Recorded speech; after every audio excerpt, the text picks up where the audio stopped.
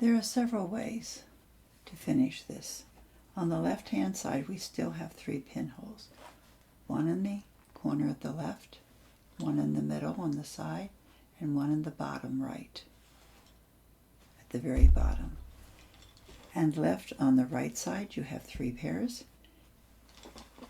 Coming off the bottom pin you have 2 pairs with the star shape, and on the left you have 2 pairs for the edge and 1 pair coming off the pin that we haven't used yet.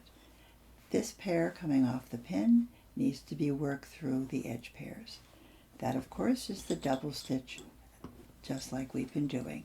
Cross twist, make sure you tension, cross twist, an extra twist on the outside pair. Place the pin in the pinhole. This double stitch is one of the few stitches that you need to tension after almost every single stitch. It tightens so quickly that if you don't, you have a mess. We need to go back inside, so again it's a double stitch and tension. Take the weaver through the next pair, cross twist. So now I've finished the upper pin. I have the center pin, and I have a pair coming off the pin in the middle.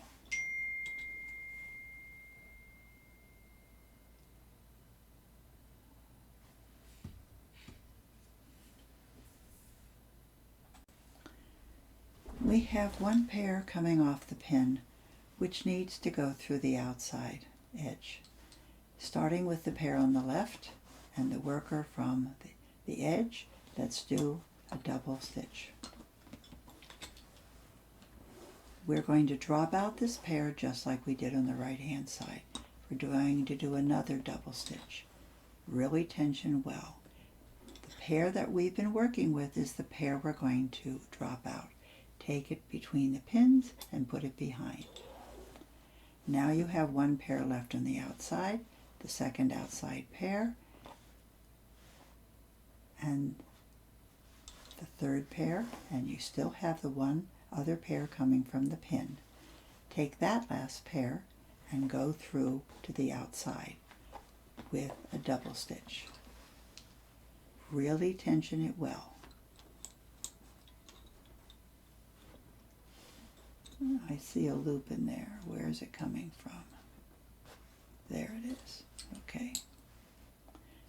It's my worker. Take that worker through the next pair with a double stitch and tension it. Continue to tension. Take that pair through the outside pair, double stitch. That pair, the worker pair on the left, will become around the pin. Put your pin, and it's the pin that goes in the middle space. Close the pin. You're going to take that worker back through to the middle again. Cross twist. It went to the outside, now it comes to the middle. Cross twist. And there's 1 more pair. And cross twist. Tension as tightly as you can. The worker pair that you just used also goes out between the pins next to the other pair, and it's gone. So you now have 3 pairs on the left and 3 pairs on the right. Now, if you want, you can just put them all together and put a tie around them, and you're done. To do a tie around them, you would take one of the outside pairs and lengthen it so that you can do half hitches around your bundle. To do that, which is the easiest thing to do, is you're going to put them all together, put them in one hand if it's possible, create a loop on the left, take your thread over the threads, the bobbin under the thread, and through that loop, and tighten it up. There are all kinds of other things I worked on doing, but it doesn't make any sense to do it for this small sample. Hold the threads again in your left hand, make a loop, put the thread on top, put the bobbin underneath, go through the loop. I usually do this at least 3 times. Tighten them up together. Do the same thing. Hold them together. The thread goes over, the bobbin goes under. Now, most people feel very safe just leaving it that way, with 3 half hitches around it. For some reason, I'm a worrywart. So I usually take that thread and one other thread and make a knot with it. Right over left and left over right, and just make a square knot around it. You can do whatever you want, but like I said, I'm always worried.